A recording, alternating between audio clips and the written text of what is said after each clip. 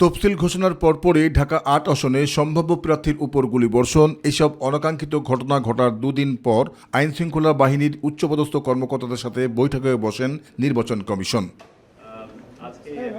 টানা প্রায় ১.৫ ঘন্টার বৈঠক শেষে নির্বাচন কমিশনার আবুল ফজলে মোহাম্মদ সানাউল্লাহ কথা বলেন শরীফ ওসমান হাদির উপর হামলা প্রসঙ্গে।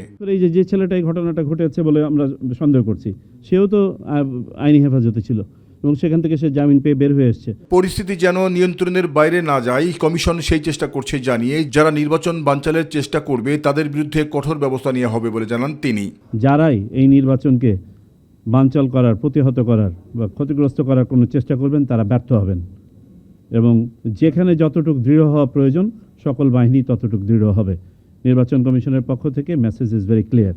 ভোটের আগে সম্ভাব্য প্রার্থীদের উপর আবারও চোরাগুপ্ত হামলার আশঙ্কা থাকলেও নির্বাচন নিয়ে কোনো শঙ্কা নেই, তবে যথাসময়ে নির্বাচন হবে বলে জানান আবুল ফজলে মোহাম্মদ সানাউল্লাহ। নির্বাচন নিয়ে কোনো আশঙ্কা নাই, নির্বাচন সময় মতো হবে এবং নির্বাচনের পথে এই ধরনের যে বাধাগুলো তৈরি করার চেষ্টা হচ্ছে এগুলো সম্বন্ধে নির্বাচন কমিশন অবহিত, সরকার অবহিত।